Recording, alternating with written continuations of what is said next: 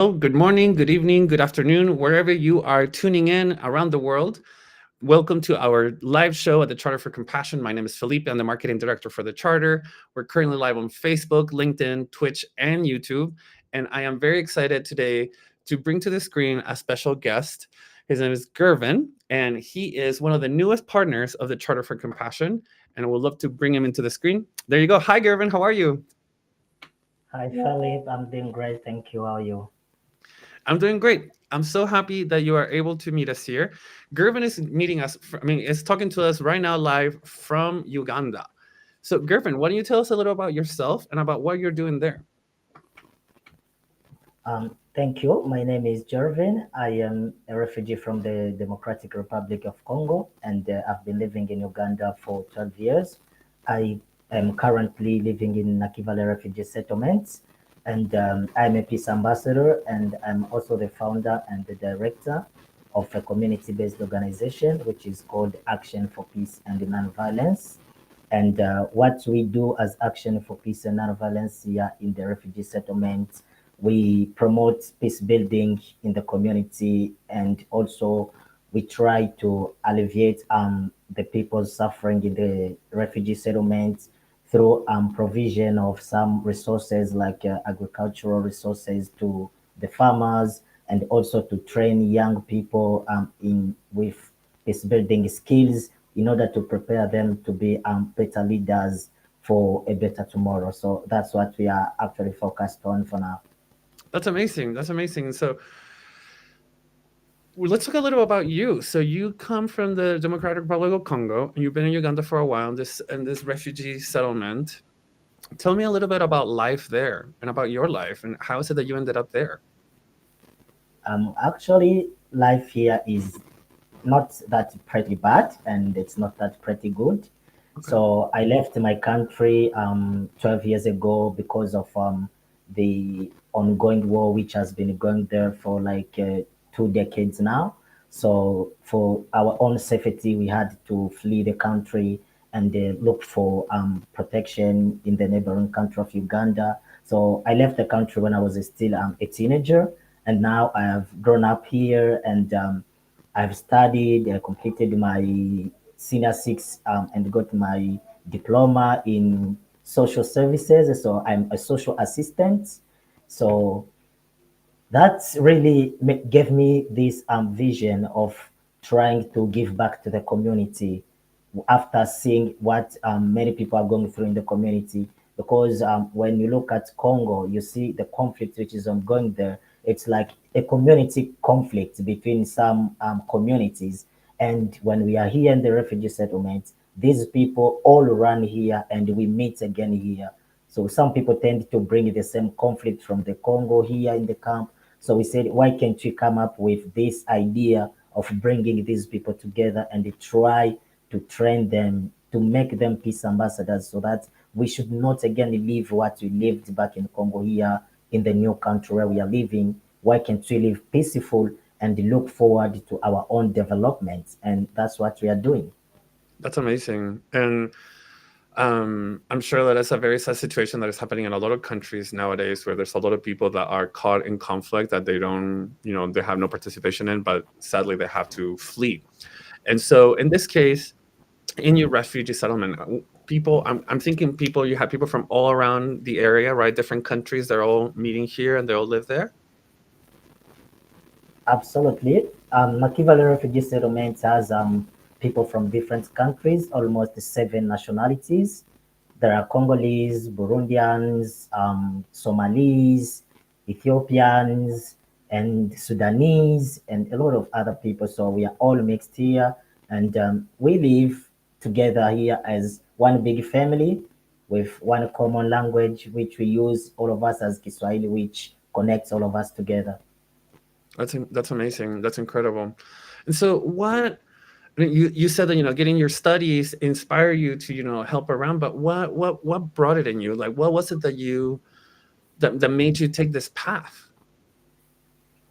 Actually, I studied here the Congolese program, not the Ugandan educational program, and what I had, because for us in our education program, we have these what you call options. When you reach in senior three, we have options. So I took this option of social studies, and through that, I learned a lot about peaceful coexistence. I learned a lot about people like Mahatma Gandhi, Martin Luther King, how these people came to inspire me to look for change and to also implement the same ideology and ideas in the community here in Nakivale Refugee Settlement.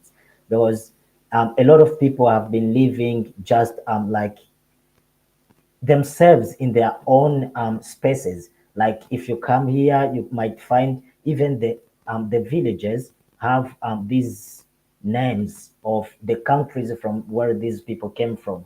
We have villages like Ethiopia, Somalia, New Congo, New Burundi. So you find these people come and they put themselves in one part. So you find one part is only for Congolese, another one only for Somalis. So people didn't have this idea of getting together, mixing with other people from other nationalities, and that would bring about a kind of a division because people did not understand each other's culture. People could not understand other people's ways of living. So what we try to do is to bring people together from all these nationalities to make sure that we understand each other's cultures so that we can live in peace with respect for each other's cultures and see how we can try to move forward in this new country with this opportunity that the country has given us. That's amazing. And I'm sure that has to be a complicated task. You know, these countries are all with different cultures, different languages, different ways of living, belief systems. And so I'm sure that you found a lot of like hardship in that. But have you also been able to find joy in the things that you're doing there? Yeah, absolutely. And that one was last year through this year because we have been implementing a project which is called Sport for Peace and Positive Change, and we have been using sport, especially football, as a medium to promote social cohesion in the community. And this project has really been successful because it brought about we had 10 different football teams, youth football Wow. teams. Yeah, absolutely. And all these teams, we made sure that we take teams from different backgrounds, not people from the same country. And we also organized three community football tournaments in Wow. three villages, and it brought about more than 500 people together to come to assist to these football tournaments. So this made the people to have this feeling of coming together and to discuss when it comes to halftime game time. So people come together, they chat with each other, and we could see the joy that the people had when they were assisting these football games. And that is one thing that really made me joyful because it was really a success. And unfortunately, that project has just come to an end Oh, because it was just for 1 year, and it was funded by the Charitable Foundation and the Global Development Group. So it really made us so happy because we had to make this positive impact in the community. And up to now, we still have three football teams that we formed that we are still working on even after the project has ended. So this is giving us a big joy. yay, that's awesome. That's great to hear.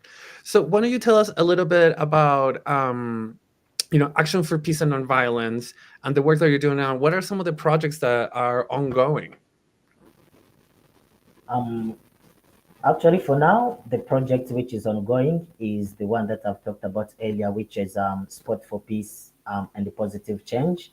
And for the next year, we are planning to have an agricultural project because life has become somehow tough this side with the funding cuts, and the refugees haven't really been receiving the help that they were receiving before. So there is a lot of hunger here, and we said, why can't we come up with a project that is going to try to alleviate this suffering of hunger in the refugee population. So we are planning to implement this project on agriculture. So we are going to be training 5 communities. We are targeting at least 150 households. We are going to train them with agricultural skills, especially in permaculture. And after the trainings, we are going to provide to them these agricultural tools and seeds and all the equipment that they will need in order for them to start cultivating the food so that they can be self-reliant. That's amazing. That is so incredible. And so, what? How do you see Action for Peace and Nonviolence going forward? From now on, and we want to help you as much as we can with the Charter for Compassion and our big network. And so, what are some things that would be useful for you to be able to have in this projects? The most useful things that we would need to have, especially when we start with the equipment, because Nakivale Refugee Settlement is a very big settlement, which is divided in the 3 zones. And if we are to really implement this project as we are planning, we will need a lot of equipment because we have to take all these equipment to divide them to all these 150 households. But apart from that, also, we also would be needing like to have our place because where we are, we have been renting, and it is the previous project which has been paying for our rent, our Um, connectivity, and everything else here. So that would really be great because when it comes to this agricultural project, we need a place where we can be conducting these agricultural practices. After the training in the classroom, we bring the community members to the garden, they practice what they have learned. So this can really be very helpful. And when it comes also to our own place, we have been looking forward to having our own place where we are going to build a community peace center where people can be coming to learn new skills and other different skills that can help in their development. okay. And so let me share here my screen so that people can see. I posted on the chat or in the comments for anyone that is watching us currently, or if you're watching this recording, the Facebook page that they have, Action for Peace and Nonviolence. The link is right there in the chat and our comments. Now, Gervin, how can people, help with donations, for example? Do you have some way to receive donations? Yeah, absolutely. We do have a bank account where we receive our donations from. All right, perfect. And so if somebody wanted to do that, can they reach out to you through this Facebook page, for example? Or what's the best way to communicate with you? Yeah, they can reach out to us through the Facebook page. We are already active, and that can be easier. Okay, perfect. So we have that there.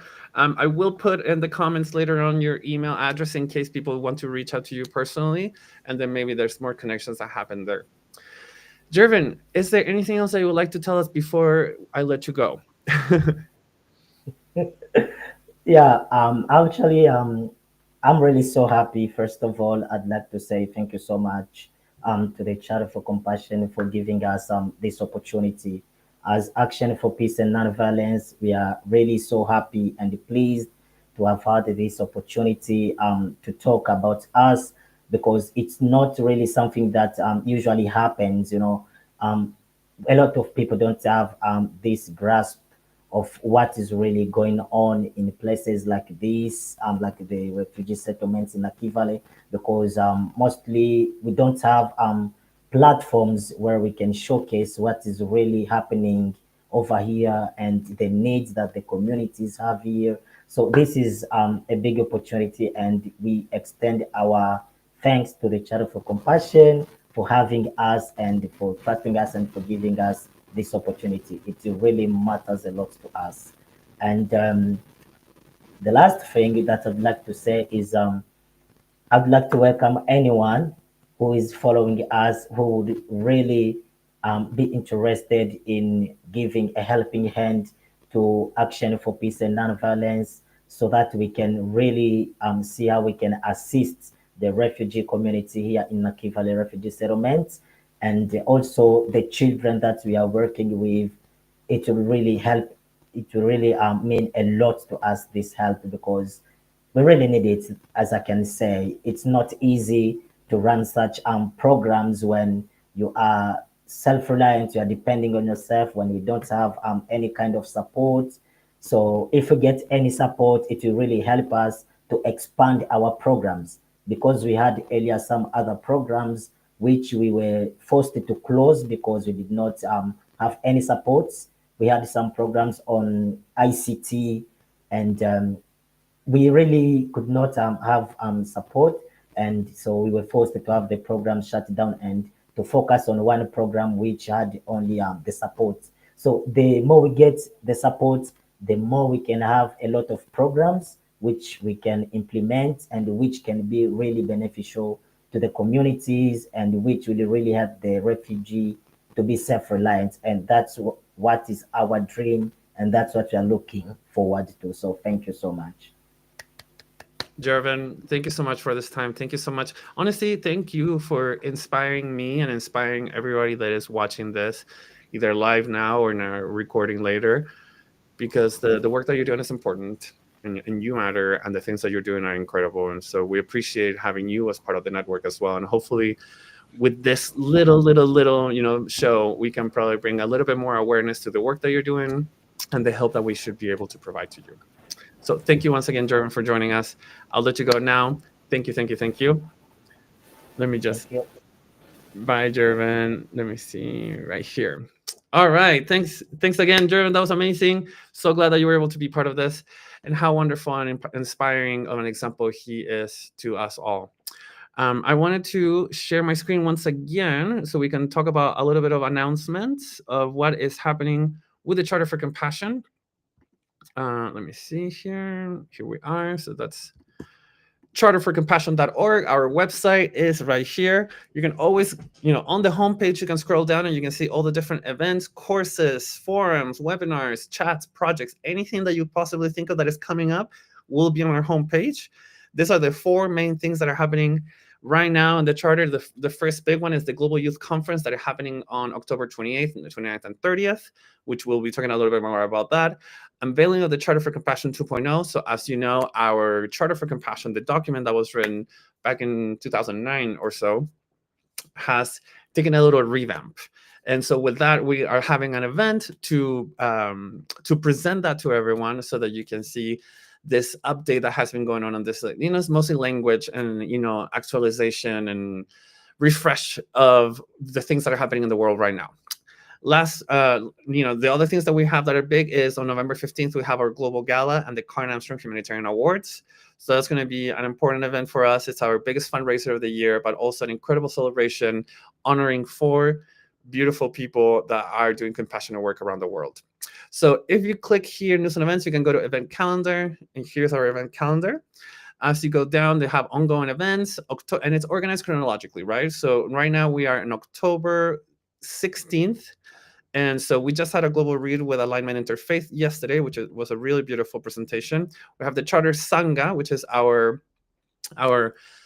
moment of peace, of reconnecting. And we do that every last Saturday of the month for an hour and a half. We have meditations, moments of silence, moments of sharing. And it's a beautiful community, virtual community that has come together for the past years. So the last Saturday of the month, so in this case, October 25th at 9 a.m. Pacific or 5 p.m. UK.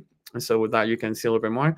And I wanted to take a little bit more time to talk about the Global Youth Conference that is happening on the 28th, 29th, and 30th. This is the website for it. We're using the platform Ring Central that we used last year for the global conference. And we also used it for our Charter for Compassion conference that happened in June or May. So you have the description. We have a schedule for the 3 days. And we have, I just want you to see the variety of the different speakers, the age, the organizations, the places. You can look at all the different, LinkedIn or Twitter or websites that they might have. We have incredible panels. We have our keynote speaker. Let me just share with you right here.